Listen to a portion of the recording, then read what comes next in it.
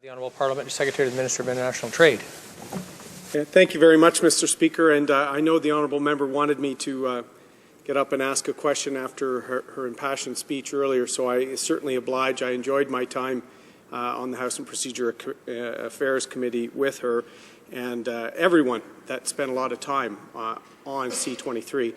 Mr. Speaker, my question stems from public opinion research that came to light just actually, ironically, the day before our government and the minister accepted substantial amendments to the Act based on commentary in this place, based on people that appeared before committee. So my question related to vouching. It appears that vast majority of Canadians, 86%, I believe, including the vast majority of NDP supporters, I might add, Mr. Speaker, said that agreed with our government that it's reasonable to require someone to show identification when they're voting. So my question for the honourable member, after all the hyperbole we heard with respect to the decline of democracy with the elimination of vouching, are the NDP still keeping that strong position, or do they feel Canadians got it right, or do they disagree with the majority of Canadians? L'honorable député de Louis Saint-Laurent. Merci beaucoup, Monsieur le Président. Je remercie mon collègue pour sa question. En fait, j'ai beaucoup apprécié siéger avec lui aussi sur le comité. Il posait tout le temps des questions très intéressantes. Pour ce qui est de sa question présentement et par rapport au sondage des 87%, je tiens à lui rappeler que la question était « Est-ce que vous êtes d'accord que les gens devraient s'identifier avant de voter? » Ce à quoi je suis parfaitement d'accord. Je fais partie du 87% de Canadiens qui croient qu'on doit s'identifier avant de voter. La différence, c'est que je crois que d'avoir un répondant qui vient s'assurer que c'est bien cette personne-là et d'avoir la personne qui signe une déclaration assurant qu'ils sont bien cette personne-là, pour moi, c'est une forme suffisante d'identification.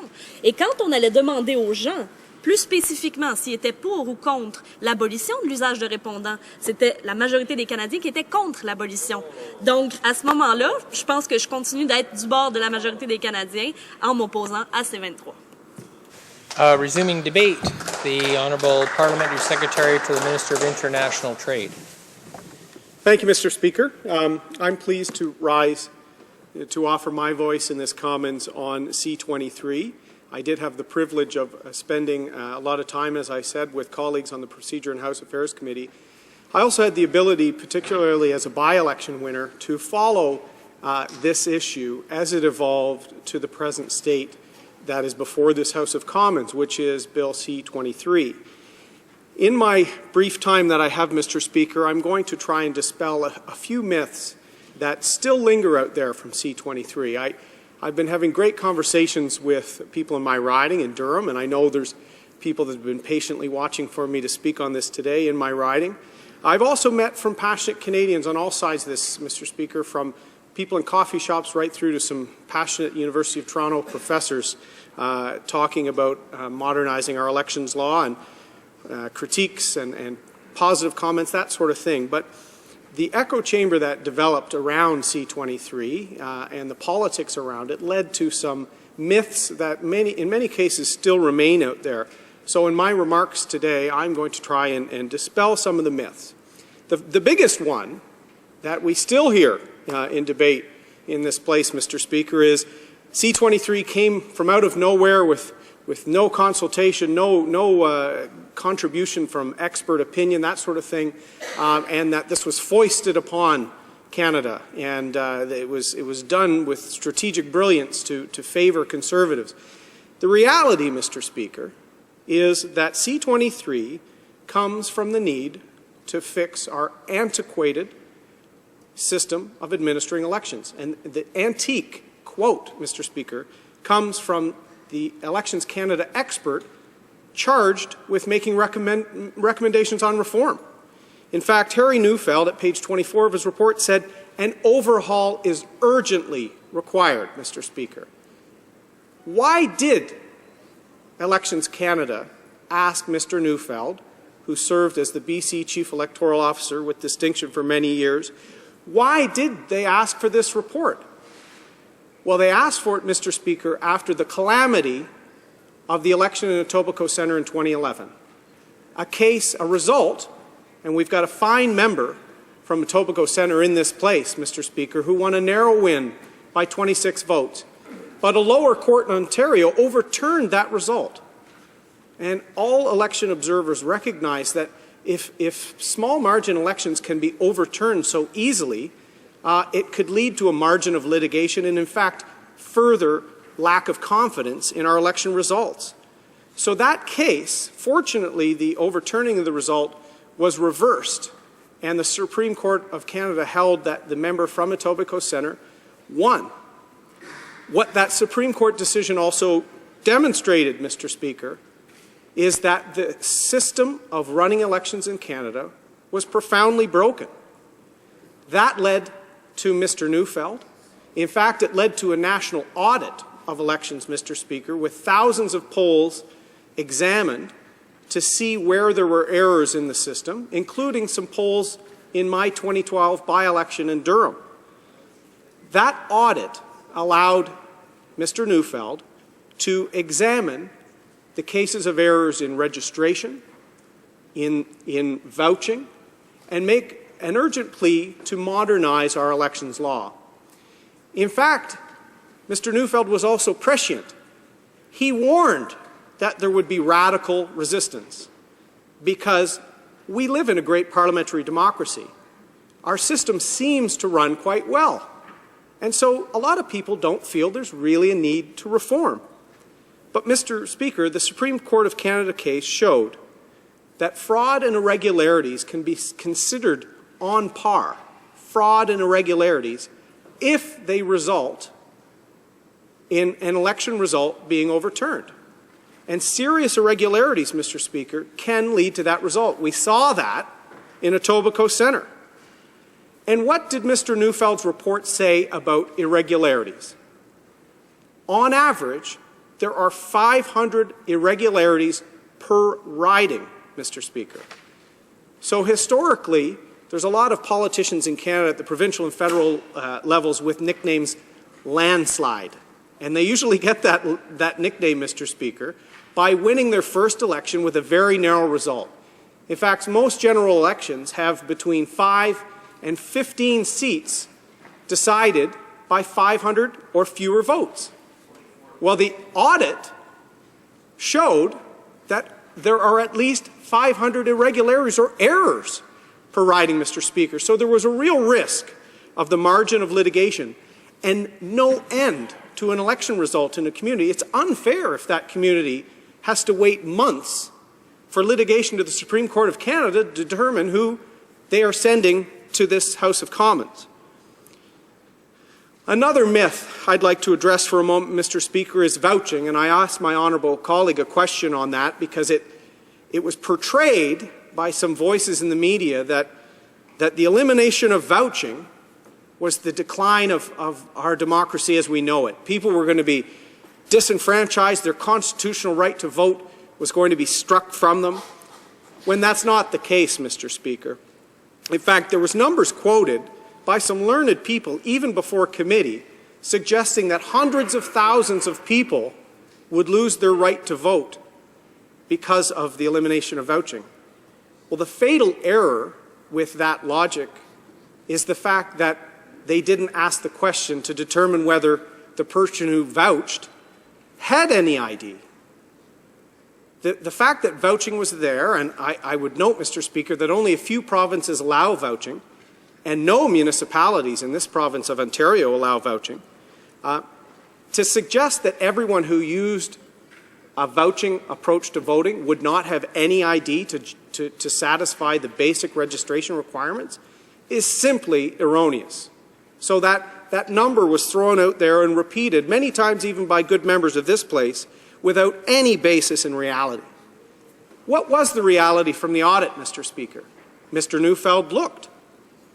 120,000 people in Canada vouched in the 2011 general election. 120,000 vouching transactions. And he found 95,500 errors. Hardly something that inspires confidence in a G7 country, Mr. Speaker. Serious errors, because I will say that often there was multiple mistakes made in the vouching process. Someone vouching several times for one person, that's not allowed, that sort of thing.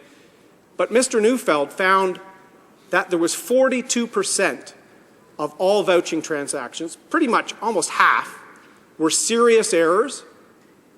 And when you connect that with the Supreme Court, Mr. Speaker, that showed that serious errors and irregularities are as bad for our system as fraud, clearly something needed to be done. And Mr. Neufeld, at page 28 of his report, said that it would be very difficult to fix vouching.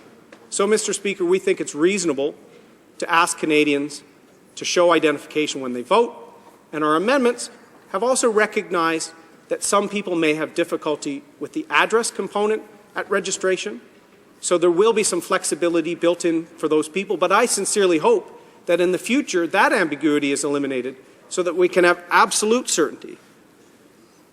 I'd also refer people on this subject to the 2007 election participation report with persons with special needs, commissioned by Elections Canada, and Dr. Prince ran that study, looking at specific groups that were underrepresented on voting day. That report from Elections Canada, as well as people that appeared before our committee, confirmed that voter participation, low turnout rates in students or members of First Nations or homeless, are not related to identification or registration issues. Their participation challenges are totally distinct and is something we should address. But, Mr. Speaker, when it was being connected with vouching, it was done in a way to cause unnecessary concern amongst Canadians. Finally, Mr. Speaker, we heard in this place a lot about the 39 forms of identification that Elections Canada provides.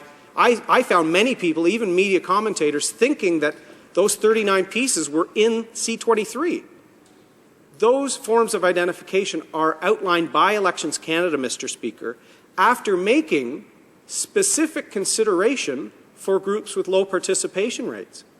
So used properly, I've suggested, Mr. Speaker, that attestation letters used by First Nations, used by schools, used by shelters, could actually improve turnout.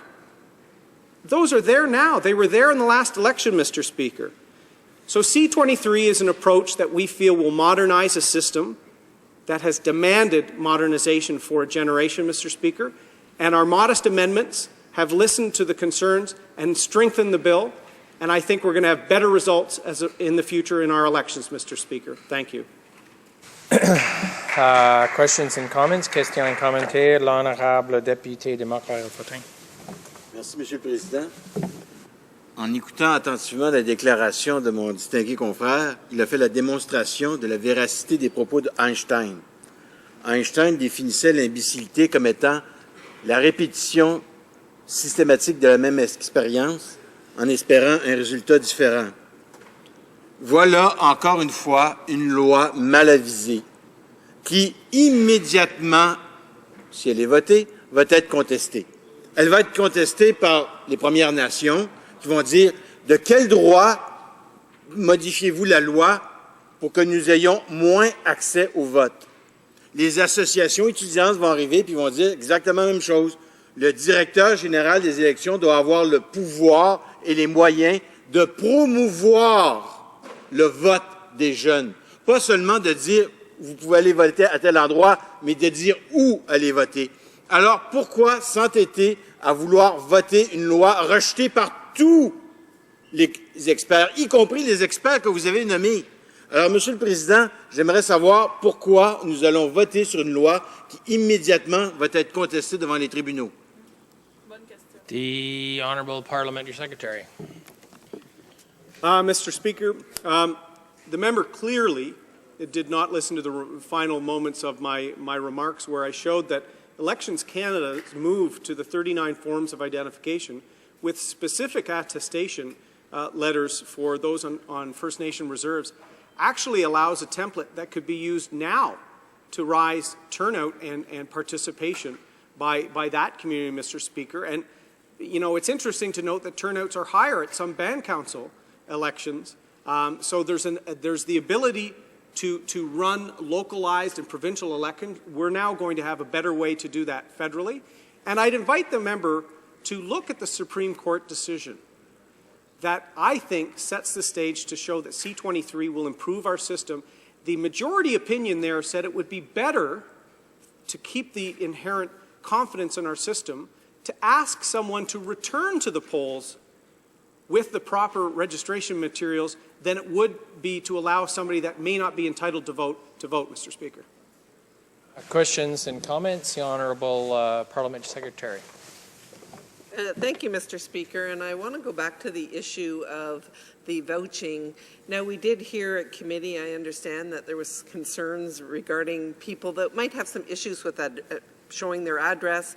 I know there was some amendments made, but I wish the honourable member could talk a little bit about why vouching, if he could tell us again what the issues are in terms of people needing to present basic ID, the ID that's available, and a little bit about the changes that we've made, because I think it's an important change, but I think more importantly, Canadians believe that most people should be able to produce a piece of identification to say who they are. The Honourable Parliamentary Secretary. Thank you, Mr. Speaker, and I'd like to thank my learned friend for that question. The Neufeld report showed that vouching was extremely difficult to administer, Mr. Speaker, and that's what led to the 42% or higher error rate. In fact, if you look at multiple errors, 80% of vouching transactions had errors. Why is that? It's mainly because Elections Canada officials are well-meaning, on the ground in the ridings, I mean, but they tend to work 1 or 2 days every few years. And vouching was very complicated and really comes from an era when people didn't have as many forms of ID as they do on them at any given day. What our amendments to C-23 have done, Mr. Speaker, to answer the second part of my friend's question, is address the fact that, yes, not enough of the 39 forms have ID. And even though there is the ability for attestation letters to satisfy certain groups like students or those living in shelters, that sort of thing, we feel that the added safeguard that will make it, to ensure that it maximizes voting, will be allow someone to take an oath as per their residence that will be verified at the polls. So, Mr. Speaker, they will still need to show identification as to who they are, so that no irregularity or fraud could result. But if they're not able to satisfy the residency requirement, an oath can be administered and they can proceed and mark their ballot. I think it's a good balance, Mr. Speaker.